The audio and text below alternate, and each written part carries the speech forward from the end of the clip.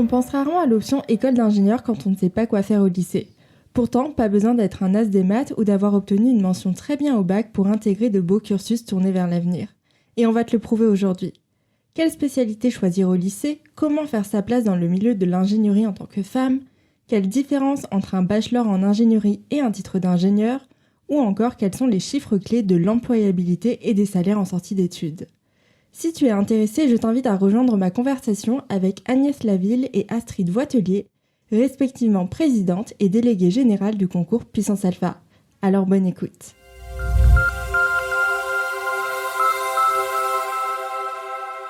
Chez Puissance Alpha, on intègre pas seulement les bacheliers qui ont choisi la doublette magique maths-physique, chimie, mais nous avons une ouverture sur évidemment d'autres enseignements de spécialité, des profils également une science, des profils technologiques, et donc ça nous permet d'avoir derrière une sélection basée sur à la fois les dossiers, à la fois différents profils que l'on intègre en mettant en place ensuite dans les écoles des pédagogies différenciées. Donc on a cette volonté d'ouverture sur des profils très ouverts, très différents de ceux qu'on a l'habitude peut-être d'avoir dans des écoles d'ingénieurs. Chez Puissance Alpha, c'est 40% de nos intégrés qui n'ont pas fait maths, physique, chimie, mais tout un tas d'autres doublettes. Et donc au niveau des épreuves écrites, là aussi, chaque programme va mettre ses propres coefficients justement pour personnaliser. C'est-à-dire tout le monde passe les mêmes épreuves, mais avec des coefficients et des notations différentes. C'est Exactement. Même épreuve, maths, sciences, anglais. Même les exercices sont adaptés si tu as fait 2 sciences, une science, une techno. Et chaque école choisit les coefficients. Même pour les programmes différents, on peut avoir des coefficients différents par programme. On citait tout à l'heure 80 programmes.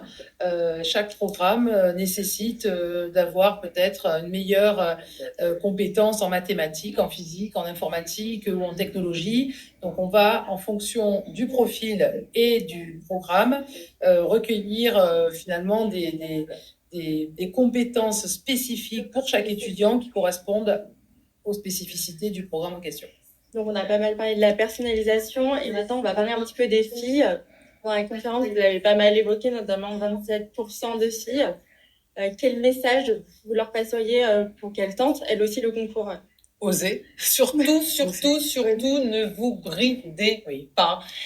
Vous avez tout pour réussir. Les études ont tout pour vous plaire, mais vous le savez pas encore. C'est ça. C'est-à-dire que venez, ouvrez la porte, venez vous rendre compte par vous-même à quel point le métier d'ingénieur peut être passionnant et s'adapte aussi à vous, les jeunes femmes, qui excellent en plus dans ces métiers, qui ont des capacités managériales peut-être différentes. C'est pas meilleur, c'est que c'est différent. Et la différence, ça fait partie des valeurs du concours Puissance Alpha. C'est cette différence qui fait que nos promotions au sein des écoles sont variées, sont riches, sont créatives. Et les femmes y contribuent, les jeunes femmes y contribuent. Donc, on est évidemment extrêmement ravis quand les jeunes femmes intègrent. Mais effectivement, le message, c'est oser venir pour frapper à nos portes. Venez découvrir ces métiers d'ingénieurs qui sont faits pour vous aussi. Les métiers d'ingénieurs qui sont extrêmement variés. Vous avez 19 écoles, plus de 80 programmes, aussi des programmes en bac plus 3 et bac plus 5. Peut-être expliquer la différence entre un bachelor en ingénierie et un titre d'ingénieur. Parce que c'est peut-être pas forcément les mêmes débouchés. Oui, le bachelor en ingénierie est effectivement un diplôme de niveau bac plus 3 qui est plutôt dédié à l'intégration dans le monde professionnel. Donc, on est plutôt sur un niveau de technicien supérieur, des cadres intermédiaires dont les entreprises ont besoin. Donc, tous les profils n'ont pas envie de faire des études supérieures longues. Donc, c'est parfois le choix de la prudence ou peut-être le choix, vraiment une volonté d'intégrer le monde professionnel plus rapidement. Il n'empêche qu'en cours de bachelor, certains de ces profils se découvrent des qualités scientifiques et techniques particulières. Et on va étudier quand même les dossiers de bachelor pour une éventuelle poursuite d'études. Mais au départ, le métier n'est pas le même. Technicien supérieur, cadre intermédiaire, alors que pour un ingénieur, on est sur du bac+5. On est sur des cadres qui sont destinés à devenir des futurs managers d'équipe, des chefs de projet.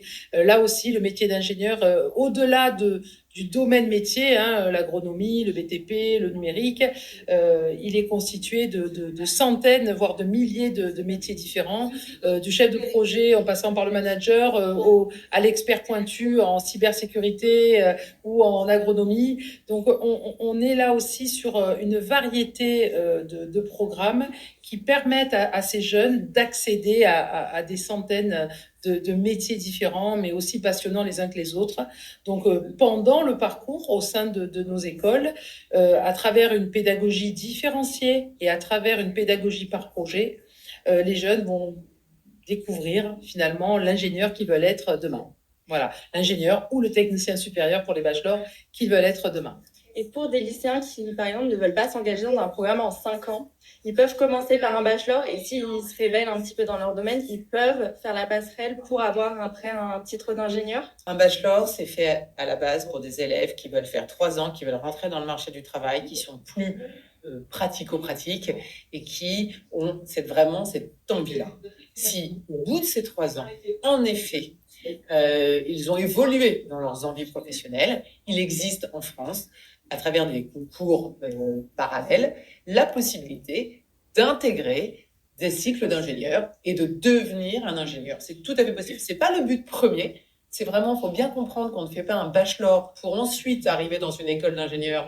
C'est pas l'objectif, mais c'est possible parce qu'il y a toujours plein de passerelles possibles en France en fonction de l'évolution de l'élève. Pas de problème. Avec des profils qui se révèlent en cours de parcours. Et la commission d'éthique de l'ingénieur, qui elle aussi accrédite certains de nos programmes bachelor pour qu'on délivre le grade de licence, autorise les écoles à ce que 30% maximum des étudiants en bachelor puissent poursuivre en école d'ingénieur. On autorise, une fois de plus, aucune porte n'est fermée. Si un jeune souhaite intégrer le monde du travail, on va l'aider à cette intégration grâce à son diplôme bon niveau, avec des compétences et un socle scientifique et technologique très adapté au monde du travail. Si le jeune se révèle et a envie de poursuivre et qu'il en a les capacités, qu'il a acquis le socle de compétences nécessaires à une poursuite d'études en école d'ingénieur, on va étudier son dossier et on va lui offrir cette possibilité si les critères répondent aux exigences de la commission d'éthique de l'ingénieur.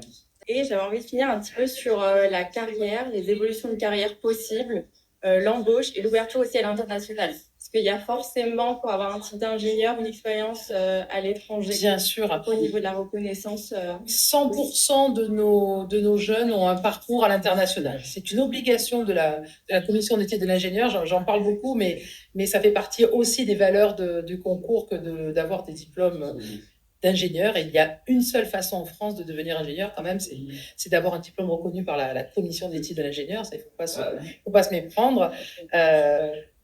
Donc, quand on répond aux exigences de la CTI, 100% de nos jeunes doivent avoir une expérience à l'international. Ils vont forcément, à un moment donné dans leur parcours, aller à l'international. C'est une ouverture d'esprit, c'est une ouverture culturelle, c'est une ouverture vers le monde qui nous entoure, donc c'est fondamental. Et en termes de carrière, nous avons aussi une ouverture vers le monde de la recherche. Les écoles d'ingénieurs du concours Puissance Alpha ont dans leur ADN la recherche. Et donc, il y a une grande porosité entre les activités de recherche et les activités pédagogiques, ce qui permet à ces jeunes qui viennent étudier pour devenir ingénieurs de découvrir aussi le métier de chercheur. Et certains peuvent poursuivre en thèse de doctorat pour obtenir donc leur thèse de doctorat au sein des laboratoires de recherche des différentes écoles, puisque là aussi, la CTI impose aux écoles d'ingénieurs d'avoir des activités très fortes de recherche et développement.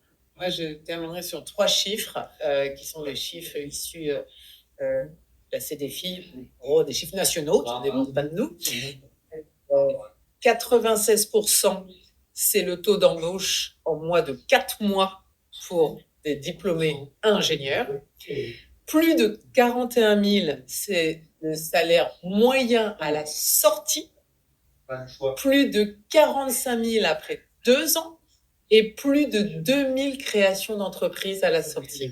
Donc voilà ce que c'est qu'un ingénieur. C'est quelqu'un qui trouve du boulot, qui est bien payé, qui évolue bien, qui peut créer son entreprise, qui peut faire 1000 métiers, y compris ceux qui n'existent pas encore, et qui va s'épanouir. En tant que chercheur, pour ceux qui le souhaitent. Donc, c'est vraiment un passeport vers l'avenir et effectivement la garantie d'avoir derrière une carrière fantastique, qu'on soit un homme ou une femme. Ça fait un très beau mot de fin. Merci beaucoup. Merci.